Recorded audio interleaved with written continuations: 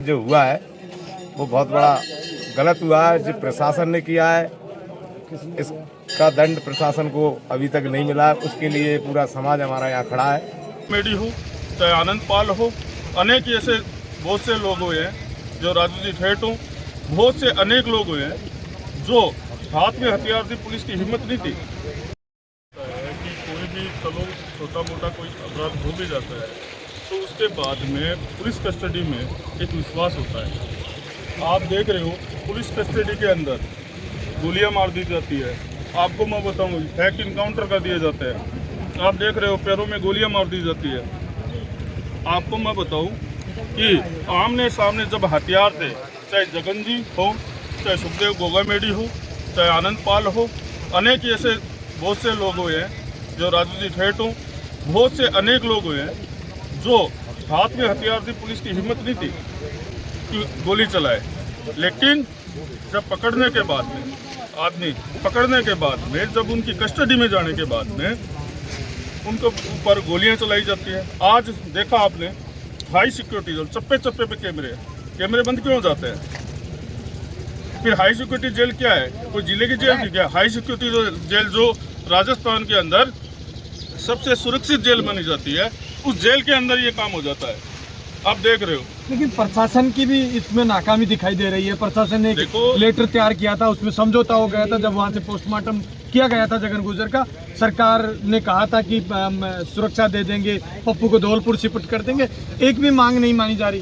देखो मांग कैसे मानी जाएगी? इनका प्री प्लान है। इस सिस्टम का जो है वो पूरा प्री प्लान है, प्रशासन और शासन का, दोनों का।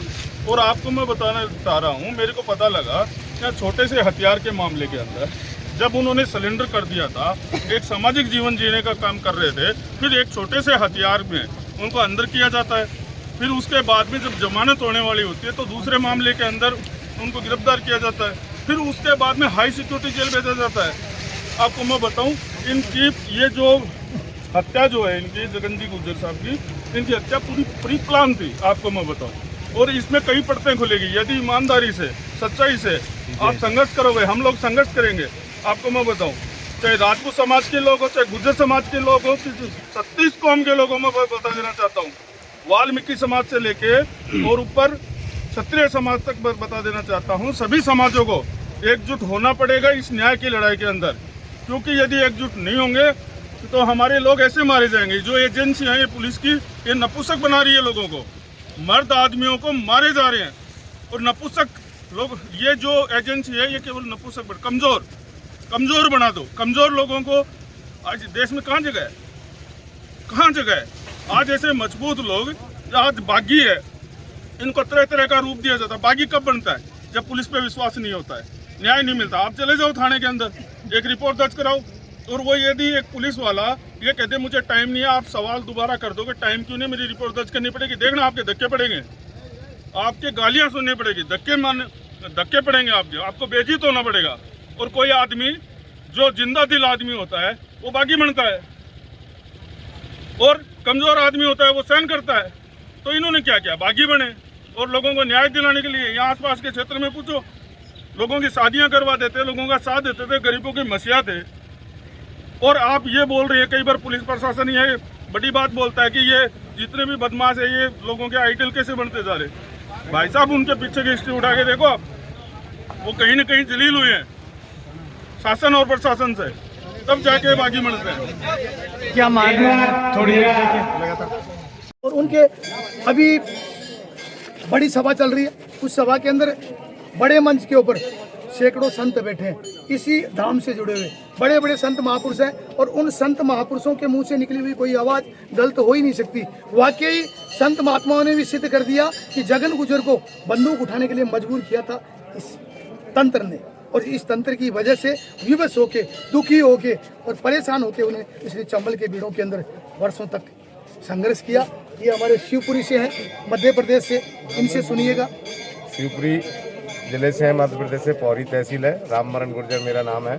और मैं तो यही कहूँगा, आज ये सारा पूरा भारत का जहाँ आदमी है और सभी समाज का है, जो जगन भाई के साथ जो हुआ है वो बहुत बड़ा गलत हुआ है। जो प्रशासन ने किया है इसका इसका दंड प्रशासन को अभी तक नहीं मिला है, उसके लिए पूरा समाज हमारा यहाँ खड़ा है।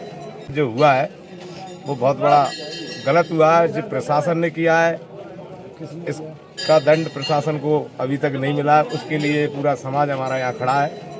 और ऐसे ही यदि हुआ तो जो जगन भाई इस जगह पे उतरे थे, पहले भी उनके साथ अन्याय हुआ, इसलिए तो जो बेड़ों में उतरे, कौन चाहता है कि जंगल में जाए, सभी लोग अच्छी जगह पे जाना चाहते हैं, पर मजबूरी में वो गए और आज मजबूरी उनके परिवार के लिए फिर इतना बड़ी बोझ बना दी है प्रशासन ने कि आने के लिए समाज को भी शायद उतरना पड़े।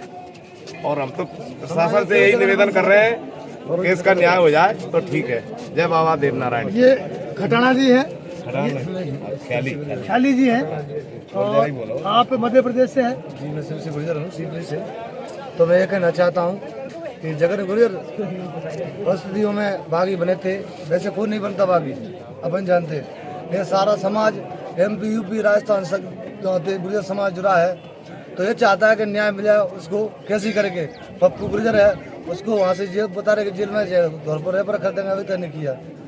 तो मैं कहना चाहता हूँ कि समाज से एकत्रित होकर के या तो हमें धौलपुर कलेक्टर गिरा करना पड़े हैं, या प्रशासन किसी का गिराव करना पड़े, हमें जो मांग है हमारी पूरी की जाए।